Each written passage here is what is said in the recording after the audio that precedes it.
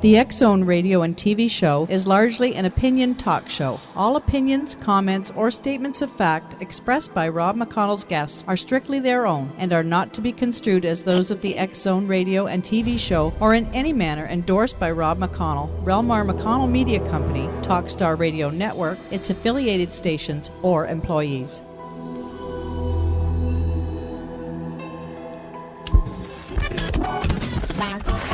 All Hit Radio.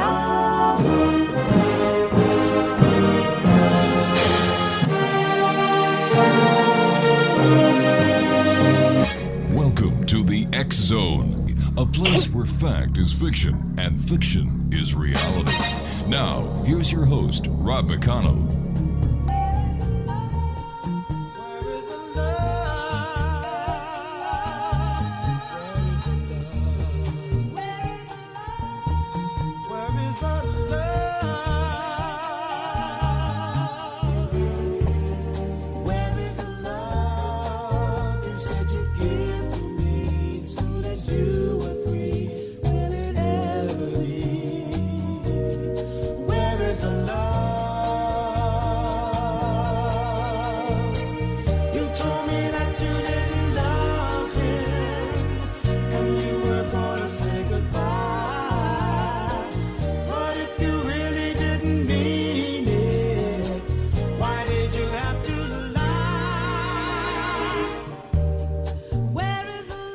And welcome back to the X-Zone, everyone. My name is Rob McConnell. We're coming to you from our studios in Hamilton, Ontario, Canada, on the Talkstar Radio Network and the X-Zone Broadcast Network. Toll-free 1-800-610-7035. That is toll-free worldwide at 1-800-610-7035. My email address, xzone@xzoneradiotv.com. On MSN Messenger, xzoneradiotv@hotmail.com, and our website, www.xzoneradiotv.com. My guest this hour is an old friend of the X-Zone. Her name is Sirona Knight. And Sirona has appeared on national television programs such as NBC's The Other Half with host Dick Clark, Danny Bonaducci, Mario Lopez, and Jan Adams, and the Richard Bay Show. Sirona lectured at the Learning Exchange and Whole Living Expo and gave workshops in Northern California. And, of course, she's a regular on national radio programs as well as internet blogs. And joining me now from California is the one and only Sirona Knight. And welcome back, Sirona. Well, thank you for having me back, Rob. It's always great. It's a wonderful day here in California, bright and sunny. Oh, yeah. What's your temperature? About 70. Great. It's raining like hell here in Hamilton, and it's 36. Thank you very much. Nice talking to you. Speak to you in another couple of years. I thought I'd share that little piece of spring with you. Tell me, what have you been up to since you and I last talked? And it must be about a year or two now. It has been a while. Just, being a person, living life, being a mom, being a wife, being a worker, all those kinds of things. A practitioner. Still writing? Doing all the things most people do, just trying to get by. Now, maybe we should start off this hour by me asking you this question. What is Wicca? Well, Wicca is a nature-based tradition. It's a spirituality. Mm-hmm. It's a spirituality that's based on the seasons. For example, spring, summer, fall, winter, all 4 seasons. And it's also based on the elements. So it's considered a living tradition. In other words, we don't worship people that are, dead. We work with the seasons, mm-hmm. and we work with the energies that are inherent in the earth. And in that, we style our lives and our lifestyles accordingly. Tell me so something. It's basically the religion of the wise ones. Wicca means wise one. It's witchcraft. Now, is there a difference between Wicca and witchcraft? No. Wicca is just a new name for witchcraft. It's a much more acceptable name. People are starting to realize that witches have nothing to do with Satan.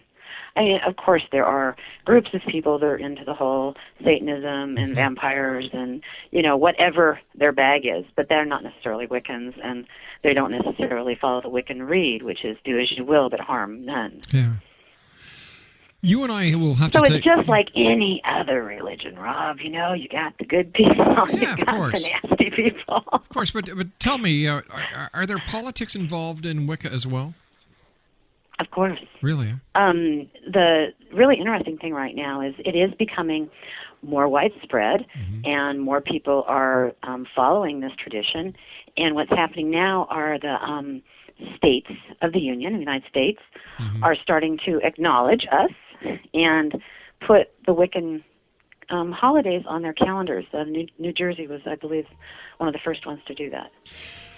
Sirona, you and I have to take a commercial break. We'll be right back. Exonation Sirona Knight is my special guest this hour. www.dcsi.net/tilde blue sky / that's www.dcsi.net/tilde blue sky / We'll be back on the other side of this 2-minute commercial break as the X Zone continues with Sirona Knight and yours truly, Rob McConnell. Right after this break, don't go away. You told me that you didn't love him, and you were gonna say goodbye. But if you really didn't mean it, why did you have to lie? Where is the love you said was mine, oh mine? Prince of the Burger Man of Taste.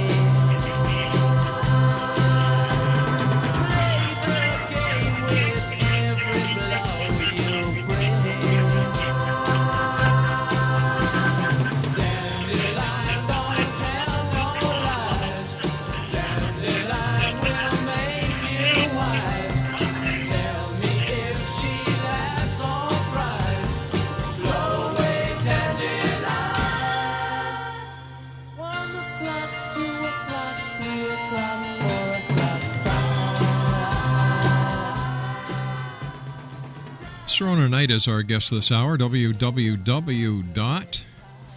Come on, Sirona, give people your website. All right, it's www.dcsi.net / blue sky. That's www.dcsi.net / blue sky. And we're talking about Wicca this hour. And how do the goddess and god play into the spring season, Sirona?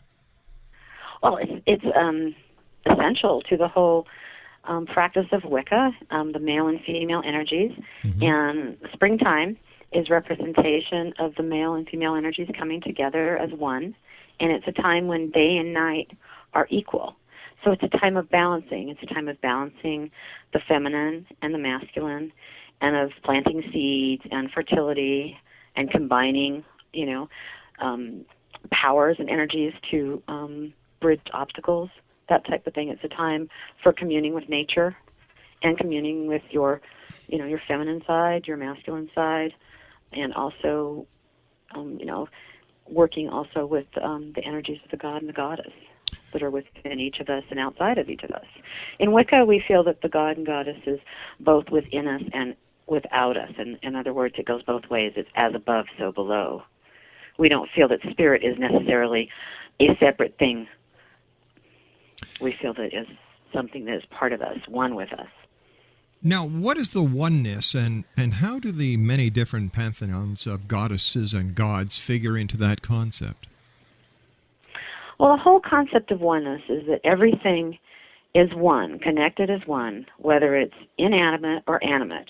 That means absolutely everything in your world, in your environment, is part of who you are. You're connected to it. Everything globally that's happening, actually, you're connected to it, whether you freely admit it or not. So we all share this connection, this energetic connection. Everything is energy. And we are connected as one in this energy on this planet.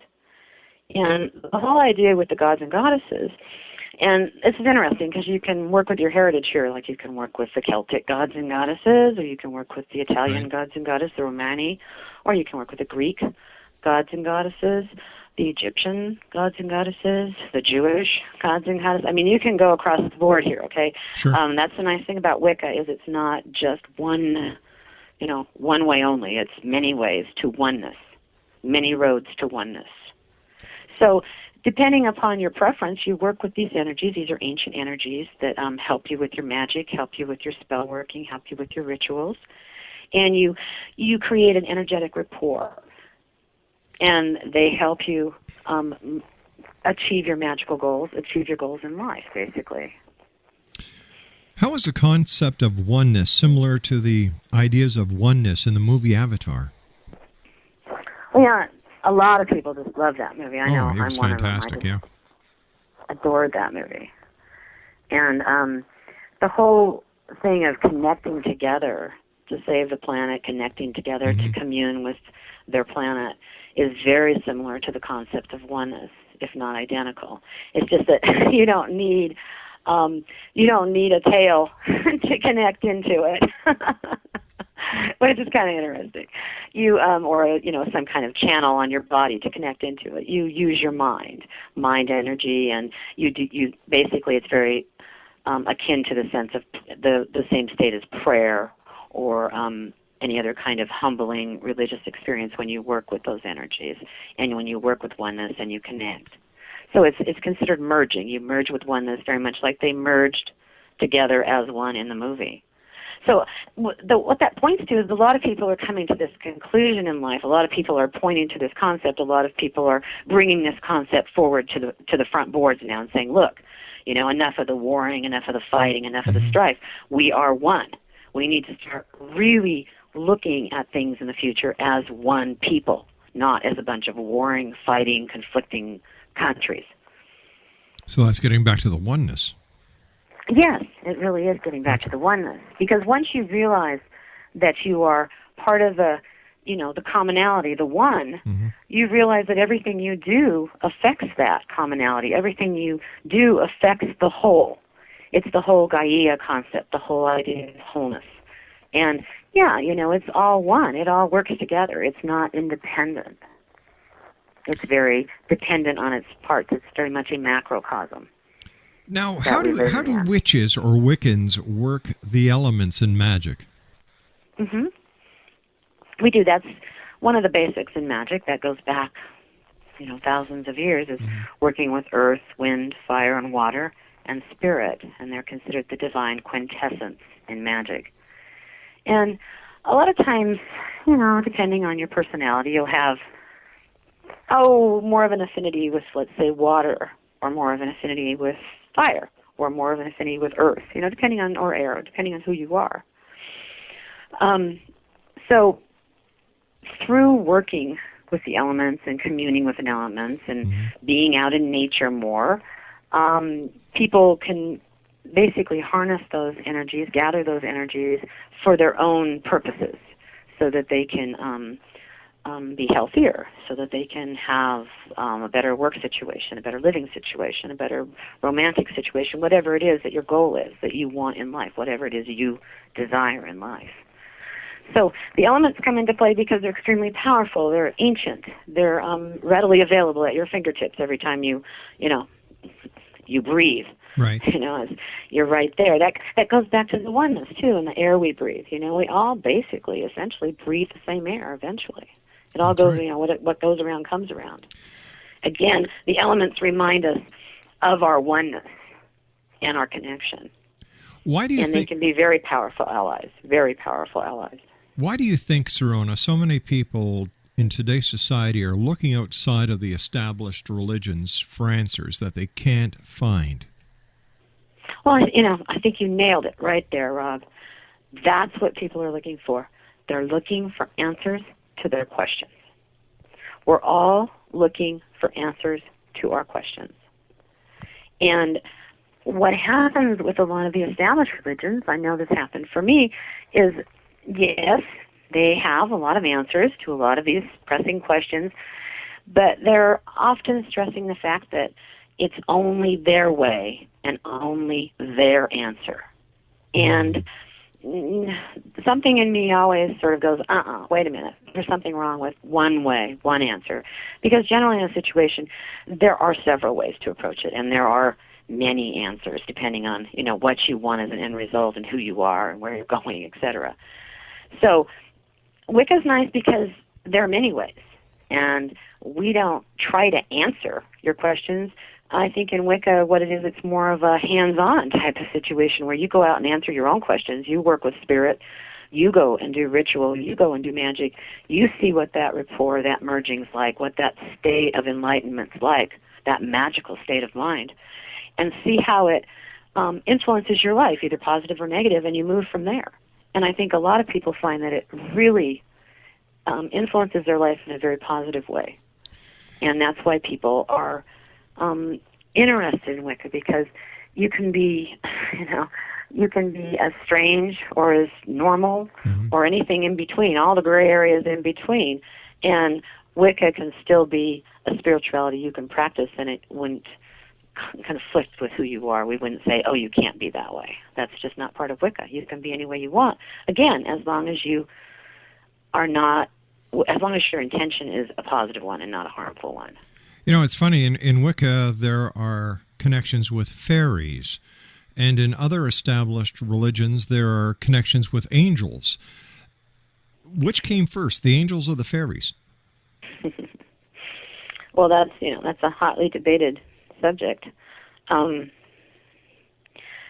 fairies, if you look at the traditional definitions of Celtic fairies, they're not these sweet little flower fairies you see on greeting cards.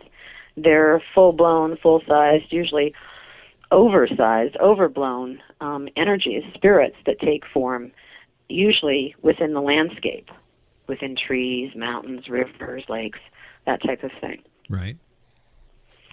And oftentimes they communicate with you in very obscure, odd moments. You may have an experience in the forest or in a park or just out in your backyard, and you'll have an experience where it feels like someone touched you on the shoulder but no one's there, or something in your garden will suddenly start shining much more brightly than it did, like a shimmering light over something for a while, and suddenly it's not there. Or you may see a certain kind of being stepping out from a tree, and then when you look again, that being's not there. The fairy world and perceiving the fairy world is very much is sort of like one step beyond your awareness. That's what a lot of people that study the fairy tradition would say, that it's, R.J. Stewart has pretty much coined that. It's just one step away from your awareness. So the whole idea is to commune with the fairies and to work with those energies, those elemental spirits, is to be where they are and be more in the state of mind they are, as opposed to where you are and the state of mind or consciousness that you're in as a human being. It's a much more natural state of mind. Exonation. And it's amazing how many people have these experiences, Rob. On Facebook, I love Facebook. It's a great new addiction. But the people on Facebook, when you ask them if they've seen a fairy or had an experience with a fairy-type being or elemental being, I get so many responses. I mean, I get hundreds of responses from people that say, yes, I have. Sirona, you and I have to take our break at the bottom of the hour for the news. Sirona Knight's our special guest, Exonation. www.dcsi.net/tilde/blue sky/. That's www.dcsi.net/tilde blue sky/. And Sirona Knight and I will be back on the other side of this commercial break as the X Zone continues from our studios in Hamilton, Ontario, Canada. Once again, our website, www.xzoneradiotv.com, and our worldwide let's try this one again. Our worldwide toll-free number, 1-800-610-7035. We'll be back on the other side of the news. Don't go away.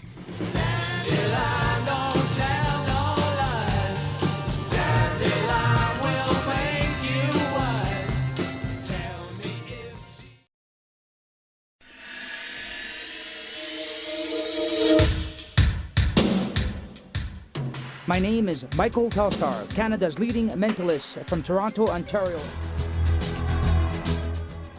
Hi, my name is Gwilda, and you're listening to my dad, Rob McConnell, on the Expo.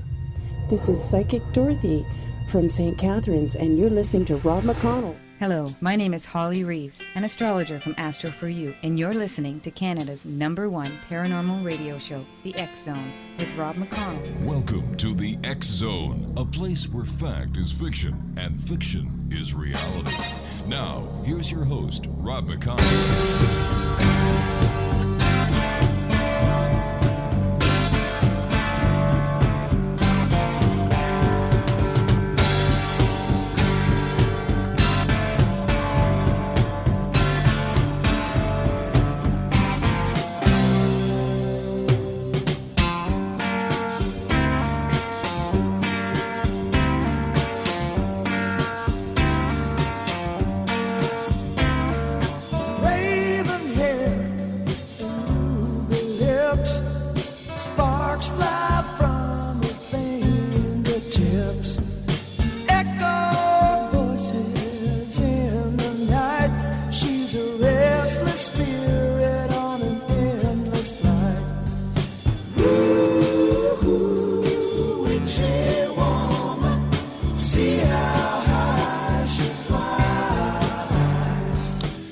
Welcome back, everyone. Sirona Knight's our guest of this hour. www.dcsi.net/tilde/blue sky/. And before the break, you and I were discussing the difference between angels and fairies. And, of course, everybody's got this concept that the fairy's the cute little thing like a Tinkerbell. Yeah. Well, that's perpetuated by the culture. I mean, after all, for example, the Easter Bunny is a fairy. Yeah. The tooth fairy is a fairy, obviously. Yeah, tooth fairy. So, I mean, we have them in our culture, and they're perpetuated as fuzzy little sweet creatures. But I have to ask you this. Okay, I can understand the tooth fairy. I can understand the Sandman. But how do you classify the Easter Bunny as a fairy? It's a magical creature.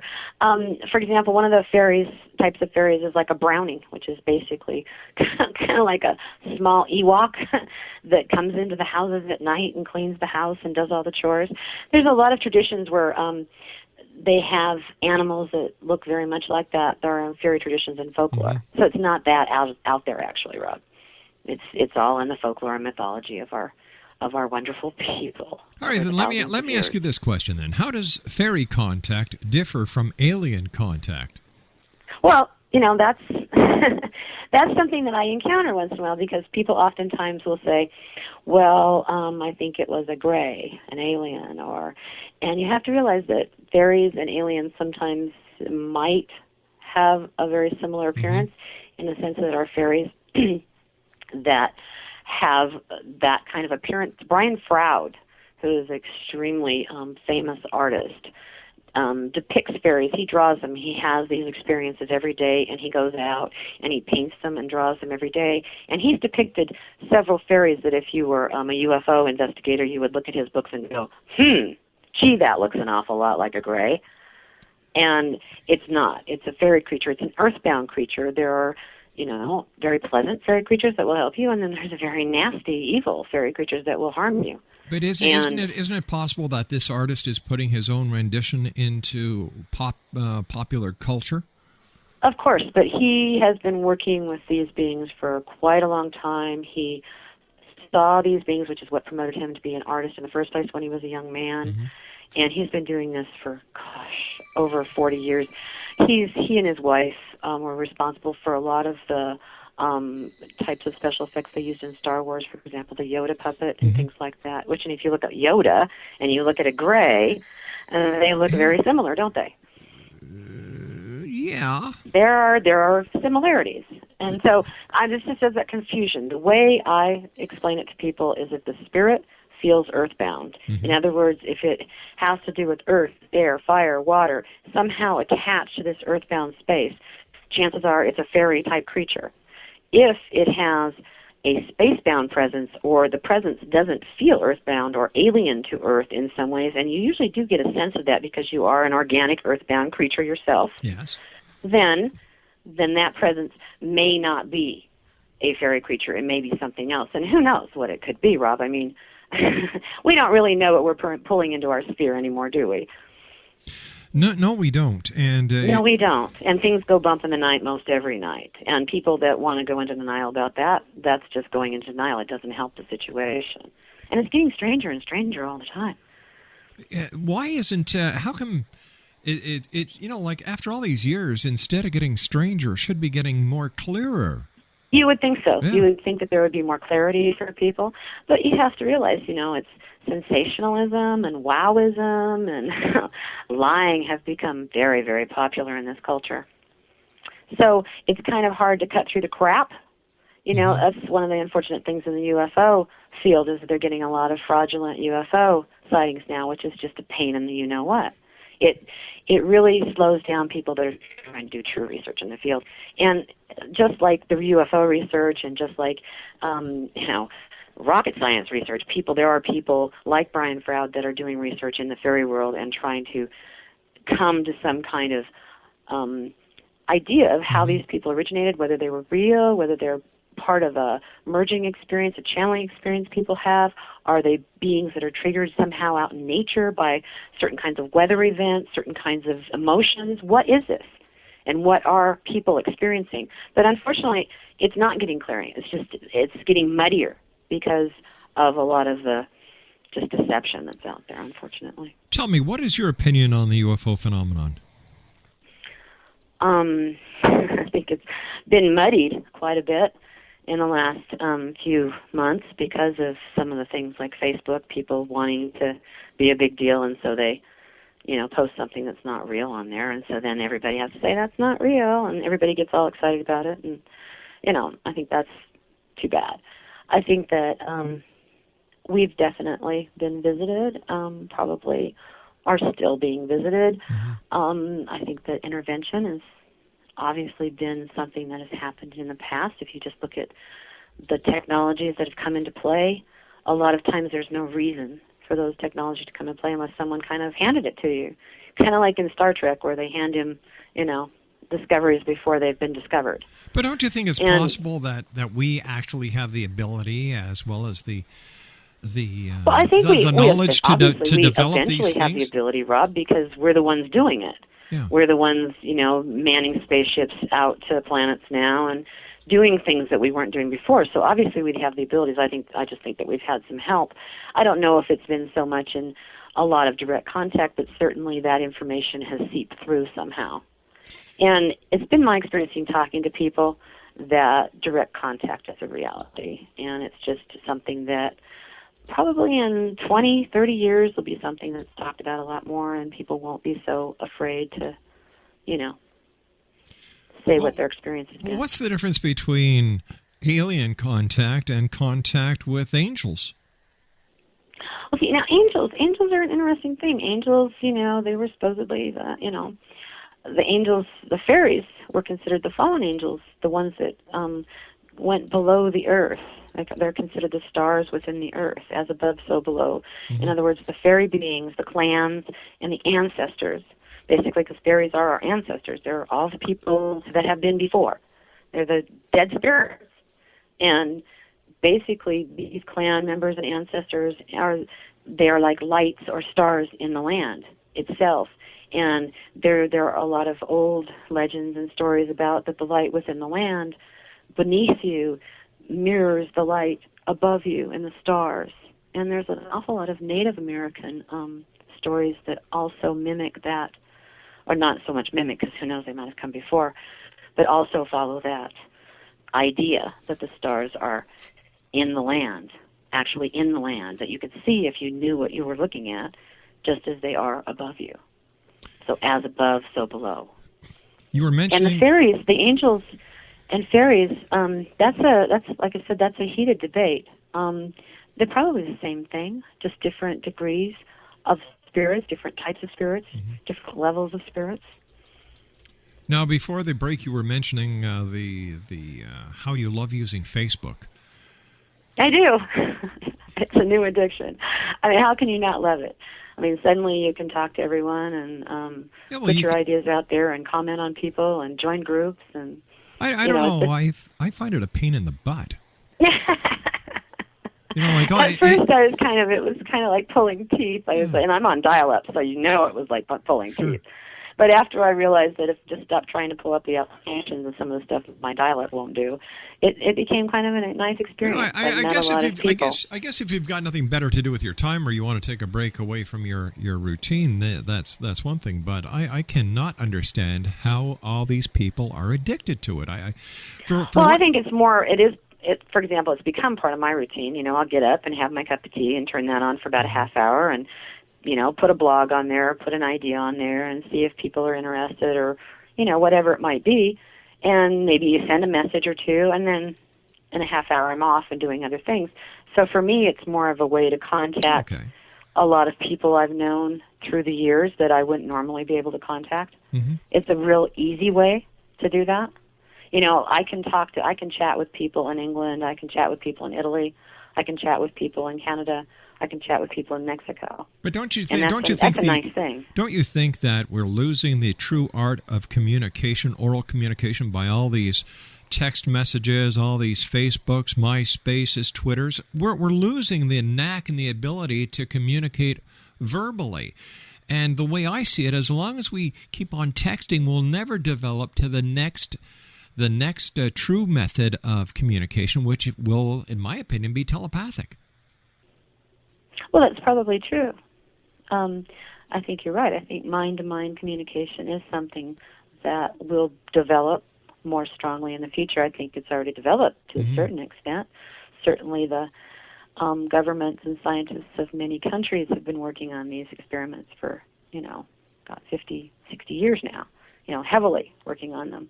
How to control people's minds, how to influence, how to irritate, how to, bombard people with certain kinds of electromagnetic fields. But you see, people are doing it to themselves these days. We're bombarding ourselves with microwaves, and that's exactly. You talk about the internet. Probably what's much more unhealthy is television. I mean, people will just leave it on all day. The worst, what's more unhealthy than the internet or the television is your cell phone, texting on your cell phone, because a cell phone works on microwaves.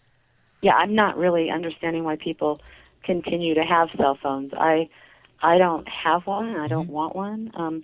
I probably live a more pastoral life than most people, and my need for a cell phone is, I have no need for a cell phone, and the things are like little time bombs.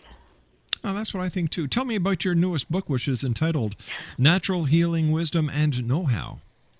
Oh, it's not my book, but I'm in there. But thank you for mentioning it, Rob. I really appreciate it. It's by Black Dog Books and Leventhal, and which is Random House, and it's all about practices and recipes and formulas for natural healing and health. And it's got things like, what I did in there. My section is all about crystals, healing crystals and gemstones. And I go through, some basics about crystals and basics about crystal techniques, healing techniques, especially self-healing techniques that you can do at home, with a clear quartz crystal. And just it gives some layouts that you can do with crystals or different kinds of gemstones, and explains what the whole idea of crystal energy is and how you use it as an accelerator or amplifier of your own energy. And there's all kinds of things. It's an incredibly huge book, but it doesn't have a huge price, which is very, very nice. And it's got all kinds of stuff in it, like healing, the herbology, homeopathic medicine, aromatherapy, yoga, acupressure, macrobiotics, juicing, self-hypnosis. I mean, it's, it goes through basically all of the practices that, are considered natural healing now. And what it's nice, the wonderful thing about natural healing is it actually does work. I'm a testament to it. I was told I could never get pregnant for the longest time by traditional doctors, and then I went to a Steiner place where they used different kinds of homeopathic remedies, and started taking homeopathic remedies, which are talked about in this book here, this new book, and was able to have a child within a year. Wow. And that was after trying for 16 years. So this stuff works, and I'm testament to it. And it's worked in my life when I've had health issues where I've gone to natural remedies, and they really have worked. which is amazing to me. And a lot more people are turning to doctors of natural medicine now than at any other time in history. Sure, because, the pharmaceutical drugs, you take those, you take enough of them, all they do is make you sicker. Yep. They mess up your kidneys and your liver and your mind, and, by the time you're done taking, the pharmaceuticals, you've got to do something to try to get all those toxins out of your body. And that's where the natural healing comes in, and that's why a lot of elderly people, for example, are finding huge relief just by taking certain kinds of herbal remedies that elevate the oxygen in their system and to the brain, for example. Because herbs will do all kinds of different things to your body, depending on what you need in your body.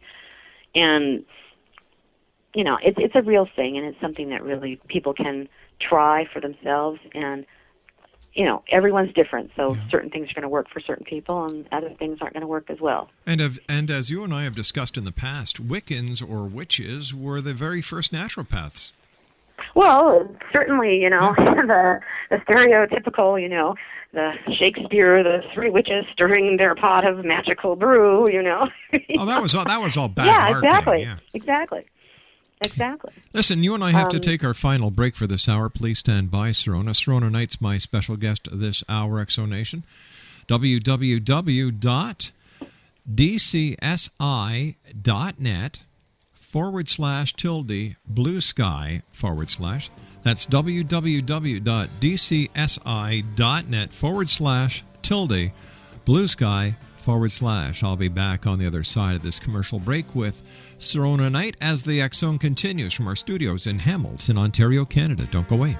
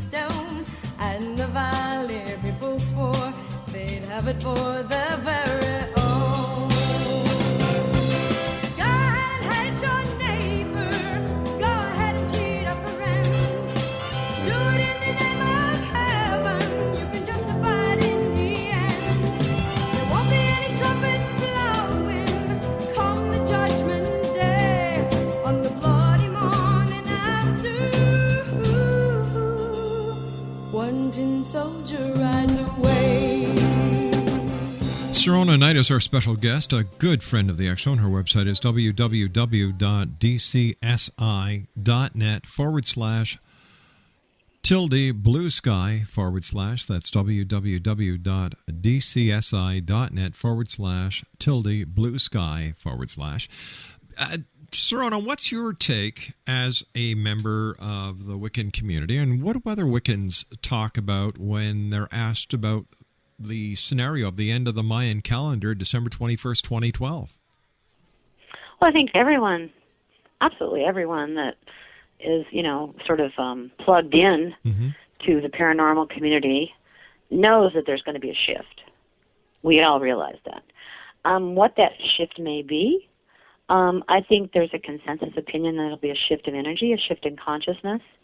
In other words, it'll move this planet to a higher harmonic, move this planet and its people to a place where you're going to have to deal with all your crap, and you're going to have to move beyond it and evolve. So I think it'll be a key shift for the evolution of humankind. Do you see it as as many people who use the internet to spread false information are saying it's going to be the end of the world, the return of Planet X? No, I don't believe in those ideas of doom and gloom. I don't buy into that. No, people are fairly resilient, and the Earth as an entity, Mother Earth's fairly resilient too. And we live here, we're part of it. I have every faith in people to restore the Earth, to go green, to start making better choices for themselves and their families and their children's future. I feel strongly that people are essentially good. And I feel that essentially we will make those positive choices. It may take us a while. It may be like pulling teeth. Mm-hmm. But I think we will, just like we got this vote for health care. That's essentially a good choice. That's a good direction to go in. It's such a better direction to go in than what was going on before. You just have to give it time and have faith. I think you have to give a lot of things time, and you have to. It's so hard to do that, especially in this world today, because everything is immediate, instant gratification. You know, if it's just not right in front of you and you can't get it right that minute, then you just don't want it. And people have to remember that's not the way life is. A lot of things that are really, really good in life, like love and good food and good politics and world peace, take a little time to cultivate, take a little time to create. But the end result is really, really worth it. Sirona, the end result is incredible. Sirona, we've run out of time for tonight. I want to thank you so much for joining us here again. It's been so nice talking to you after all this time. I wish you It's been wonderful to talk with you, Rob. It's just amazing to hear your voice again. I love it. I wish you nothing but health, happiness, and the very best to you, your family, and to all the members of the Wiccan community that I know you're in touch with. So until next time when we meet here in the X Zone, merry meet, my friend. Merry meet and merry part. Thank you, Rob. You have a very happy spring. Thank you, sweetheart. Sirona Knight, www.dcsi.net/blue sky/. That's www.dcsi.net/blue sky/. We'll be back on the other side of the news at 6.5 minutes past as the X Zone continues right here on the Talkstar Radio Network. Don't go away.